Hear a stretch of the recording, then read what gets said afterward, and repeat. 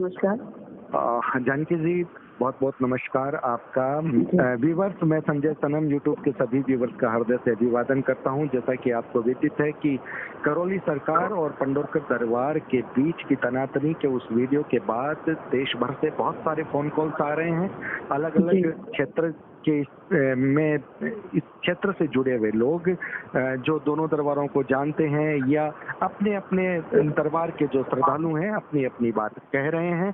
क्योंकि हमारा काम सबकी बात को सुनना है, सत्य को लोगों तक पहुंचाना है। अगर कोई सवाल है तो सवाल करना है। इस संदर्भ में हमारे साथ गोरखपुर से अभी हमारी व्यूवर्स जुड़ रही हैं, जानकी जी मिश्रा, जो कि शिक्षा के क्षेत्र से जुड़ी हुई हैं। इन्होंने भी हमारे वीडियो को सुना और इन्होंने कॉल किया, अपनी बात कहनी चाहिए। हमने इनका स्वागत किया और अब हम इनकी बात को आप सब तक पहुंचा रहे हैं। जानकी जी, आपका बहुत बहुत स्वागत हमारे साथ जुड़ने के लिए। धन्यवाद सर। जानकी जी, बताइए, क्या आपने हमारे वीडियोस को सुना? उसमें आपको क्या सार लगा? आपको क्या लगता है, क्या चल रहा है? सर, मैंने आपका वीडियो सुना और मुझे अच्छा लगा कि आपने सबको अलग अलग समझाया कि इस तरीके से ऐसी पीठों पर बैठ करके इस तरीके की भाषा का एक दूसरे के लिए अपशब्द नहीं बोलना चाहिए, ऐसी भाषा को प्रयोग नहीं करना चाहिए जी। जो लोगों के लिए गलत संदेश हो। अगर आपको लगता है कि कहीं गलत हो रहा है तो उसको दूसरे तरीके से आप उसका प्रक्षेप कर सकते हैं। जी जी जी जी जी मैंने ये कहा कि अगर आपको लगता है आपके पास भी शक्ति है, दूसरे के पास भी शक्ति है, तो शक्तियों का सम्मान कीजिए, सद्भाव के साथ व्यवहार कीजिए। अगर कहीं लगता है कि कोई जनता के साथ, लोगों के साथ गलत कर रहा है और आप शक्तिवान हैं, तो फिर उसकी शक्तियों को ही खत्म कर दीजिए। दूसरे को बताने की आवश्यकता ही नहीं है। हाँ, बताने की आवश्यकता नहीं, उसे आप अपने तरीके से नष्ट कर दें। आपके अनुभव हमारे व्यूवर्स तक क्या बताना चाहेंगी जानकी जी आप? सर, मैं ये बताना चाहूंगी, मैं करौली सरकार की भक्त भी हूँ और मेरी 30 वर्षों की समस्या थी। तमाम सारी घरेलू समस्याएं थी, व्यक्तिगत शारीरिक स्वास्थ्य संबंधी समस्या थी और साल भर से मैं वहाँ देखती हूँ और मैं लगभग सभी वीडियो उनके देखती हूँ। तो और दूसरी चीजें कुछ में मैंने पहले बहुत दिनों तक 6 मंथ तक मैंने रीड किया कि क्या गलत है और क्या सही है। मुझे कहीं भी प्रशिक्षण किम प्रमाणम की कहावत चरितार्थ हुई और मैंने महसूस किया कि वास्तव में ये सारी समस्याएं वहाँ सॉल्व होती हैं और व्यक्ति की ही नहीं, पूरे कुल खानदान की समस्या सॉल्व होती है वहाँ, जो मैंने महसूस किया कि मैं उसकी भुक्तभोगी। आपको कितने बार जाना पड़ा? ये जो 6 हवन 7 हवन की जो प्रक्रिया है वो तो ठीक है, उसके बाद में भी क्या आपको जाना पड़ा? नहीं सर, ऐसा है कि मैं तो 5 हवन सामग्री एक बार ही लाई थी और फिर इसके बाद 2 हवन सामग्री मैं लेकर के आई, जिसको मैंने समाप्त किया और मैंने अमावस्या किया। मैंने 2 अमावस्या किया, उस समय 2 अमावस्या की प्रक्रिया थी। थोड़ी बहुत मुझे जो प्रॉब्लम रह गई थी, 2 बार मैं गई और 2 बार जाकर के मैंने अपनी जो संकल्प लेना था, जिसके लिए कि जो हमारे असर का संकल्प था वो मैंने किया। और अब मैं वीडियो देख करके, जैसे विरोधिया जी कराते हैं असर का संकल्प कम, तो मेरा असर संकल्प मैं कर लेती हूँ, मुझे बहुत आराम है। क्या अब भी आपको हवन और करने पड़ते हैं घर में? नहीं, मुझे कोई हवन नहीं करने हैं। मैंने 7 हवन करके और 8वां हवन करके अपने घर में यंत्र स्थापित कर लिया और मुझे कोई भी असुविधा नहीं, मेरे घर में बहुत शांति है। चलिए, बहुत अच्छी बात है। तभी हम कहते हैं कि शक्तियां तो है, शक्तियों का उपयोग सही रूप से होना चाहिए। लेकिन जानकी मिश्रा जी, आपके माध्यम से हम करौली सरकार के दरबार तक ये बात पहुंचाना चाहेंगे, क्योंकि आप उनकी श्रद्धालु हैं और निश्चित रूप से आपकी वहाँ पे बात भी होती होगी। हमें बहुत अच्छा लगा, आपकी समस्या सोल्व हुई और ऐसी बहुत सारे लोगों की समस्याएं सोल्व हो रही होगी। ये हमारे लिए भी गर्व की बात है। लेकिन हमारे पास कुछ व्यूवर्स के ऐसे फोन कॉल्स भी आ रहे हैं जो ये बताते हैं कि उनकी बताई प्रक्रिया पूरी करने के बाद भी हमारी समस्या ज्यादा बढ़ जाती है। कुछ लोग कहते हैं 10 की 10 रहती है, कुछ लोग कहते हैं हम उनसे संपर्क करना चाहते हैं, हम उनसे नहीं कर पाते, क्योंकि उनके दरबार का नियम है कि आप जब यहाँ पे आ गए फिर आप कहीं और नहीं जा सकते। ये नियम सही है, कोई बात नहीं, एक डॉक्टर के पास ही जाना चाहिए। अगर वो डॉक्टर आपकी पूरी सार संभाल कर सकता है तो फिर आपको कहीं भटकने की आवश्यकता भी नहीं है। लेकिन लोग ये कहते हैं, कुछ लोगों के फोन कॉल्स आए हैं कि हमारी समस्याएं बनी हुई है, और एक युवक का भी अपनी वीडियो सुना होगा जिसमें वो बार बार ये बोल रहा है कि मैं बार बार जब बात पूछता हूँ तो वो सिर्फ एक बात कहते हैं, संकल्प कर लो, लेकिन उससे मेरी समस्या बिगड़ रही है, ज्यादा हो रही है। तो ये क्या बात है? फिर ये तो इसका समाधान होना चाहिए ना। सर आपको एक बात बताऊं, जो दरबार है या ईश्वर का स्थान है, वहाँ श्रद्धा और भक्ति दोनों चीजें काम करती हैं। बहुत सारे इलाज, किसी डॉक्टर को अगर आप भरोसा करके कोई भी दवा खा लेते हैं तो आपका इलाज हो जाता है। बहुत सारी चीजें मन पे होती हैं। अगर किसी व्यक्ति को किसी स्थान का विश्वास नहीं है, श्रद्धा नहीं है, तो उसका भला नहीं हो सकता। नहीं, आपकी बात से मैं सहमत हूँ। मन बहुत मजबूत होना चाहिए, मन से अटूट जुड़ा होना चाहिए। लेकिन उस युवक की बात जब हम सुन रहे हैं, वीडियो में सुन रहे हैं, उसके चेहरे के एक्सप्रेशन, हाव भाव, वो बिल्कुल ये बता रहे हैं उसका मन से जुड़ाव था। उसने अपने माता पिता से लैपटॉप या कंप्यूटर के लिए रुपया मंगवाया था, और वो वहां पर जाकर के उसने अपने कल्याण के लिए, अपने परिवार के कल्याण के लिए उसने वहाँ हवन किए। बड़ी श्रद्धा और भक्ति से वो गया था, इसमें कहीं कोई शक नहीं है। लेकिन देखिए, जब किसी का काम नहीं होता तो फिर भरोसा आदमी कब तक रखेगा? देखिए, बात आपको मैं बता दूं, वो सब सही है, लेकिन कभी कभी जैसे आपने देखा, उनका कथन है कि कभी कभी असर को बुलाते हैं, असर को जिंदा करते हैं, फिर उससे कई चीजें कहलवाते हैं, सुनवाते हैं, और इसके बाद फिर उसका जो है संहार करते हैं। तो हो सकता है उसके साथ भी इसका मतलब ये है कि इसका मतलब आप ये कह रहे हो कि वहाँ पर तो 6, 7 या 8 हवन की जो प्रक्रिया है उसमें संहार की प्रक्रिया पूरी नहीं होती है, असर फिर भी रहता है। हाँ, हो सकता है, क्योंकि कुछ चीजें जैसे सपोज कीजिए वो ये कहते हो, समझाते हैं, उनकी बात समझ नहीं अभी आती है। तार्किक है कि कभी कभी कोई चीज मेरे ऊपर होता जो मेरे शरीर को नष्ट कर चुका है, जिसकी क्षति वो कर चुका है, उस क्षति को पूरा करने में समय लगता है, और उस क्षति को पूरा करने में जब समय कंप्लीट होगा, उसका समय आएगा। और वास्तव में ये सूक्ष्म जगत ऐसा है कि जिसमें व्यक्ति को जीवन मिलने में कई टाइम लग जाता है। वहाँ पर देखिए, एक बात मैं आपकी सारी बात समझ रहा हूँ, मुझे बात बताइए कि जब कोई आदमी तकलीफ में है, वहाँ का श्रद्धालु है जो वहाँ की शरण लिए हुए है, और वो फिर फोन कॉल करना चाहे तो फिर उनसे संपर्क भी ना हो, बात भी ना हो, तो फिर व्यक्ति का तो मनोबल टूट जाता है ना।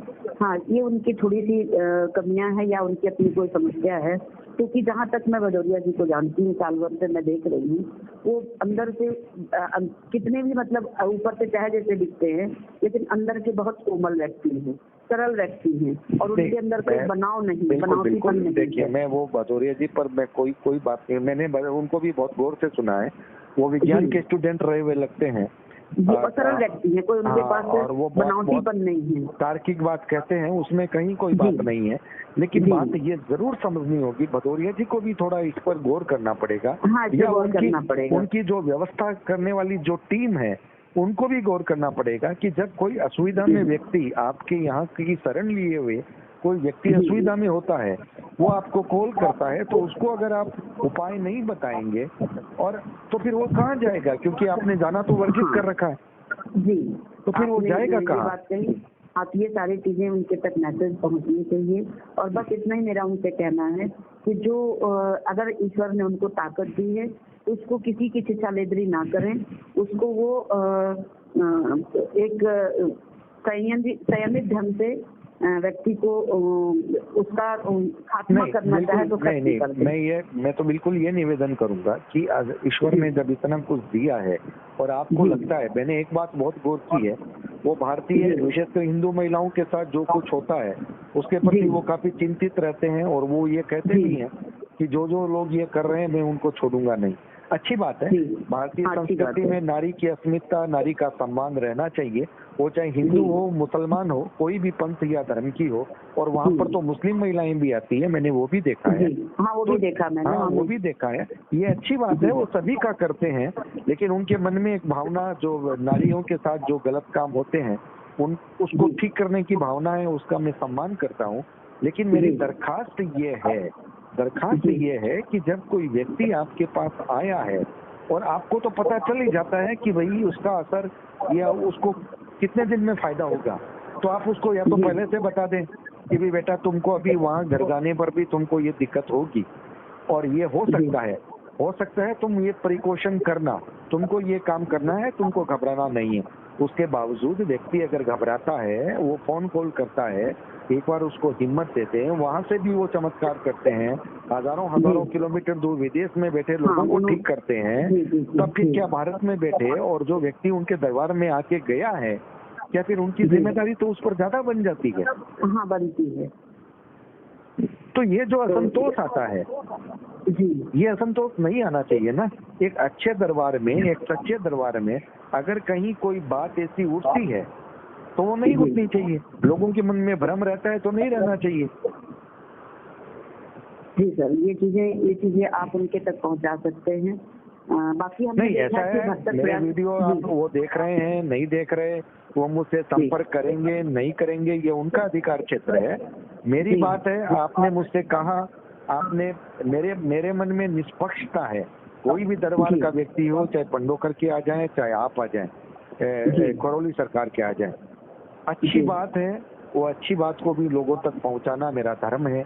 अगर कहीं गलत हो रहा है तो उस पर भी लोगों को सावधान करना मेरा धर्म है कि भाई आप यहाँ पर ध्यान रखिए, यहाँ पर कुछ ऐसे। सर मैंने देखा, मैं तो वहाँ रात भर अमावस्या में बैठी रही, मुझे कभी कभी दया आई। एक बार अभी पिछले अमावस्या मार्च में मैं गई थी, मैंने देखा कि पूरी रात बैठे रहे। सवेरे उनका चेहरा ऐसा लग रहा था कि जैसे लग रहा था कि होंठ पे पपड़ियां आ रही हैं। मतलब मुझे पूछने का मन नहीं कर रहा था, लेकिन फिर भी जो है मैंने देखा कि व्यक्ति रात भर बैठा रहता इतना। देखिए, मैं आपको एक बात, जिस व्यक्ति के पास इतनी शक्तियां हैं, उस व्यक्ति की मेहनत और साधना तो होगी, उसको करनी पड़ेगी और उसकी मेहनत है, तभी तो इतनी शक्तियां हैं। इसलिए हम तो उनके इष्ट कामाख्या देवी माँ, हर हर महादेव, भोले बाबा, उनके गुरु जी, हम तो सभी दरबारों की दैविक शक्तियों को प्रणाम करते हैं और सबसे हम ये गुजारिश करते हैं कि कृपया जो आपकी शरण में आ जाते हैं उनको भूलिए मत। ऐसा ना हो कि नई लोगों की भीड़ को संभालने में हम अपने पुराने लोगों के कल्याण को भूल जाएं, उनके प्रति जिम्मेदारियों को भूल जाएं। आप नए लोगों को संभालिए, क्योंकि दुख लोगों के बहुत हैं, बहुत जनता दुखी है, लेकिन आप अधकचरा मत रखिए कि जो आपके पुराने चले गए हैं वो तो कराते रहें और आप नए लोगों की तरफ ध्यान देते रहें।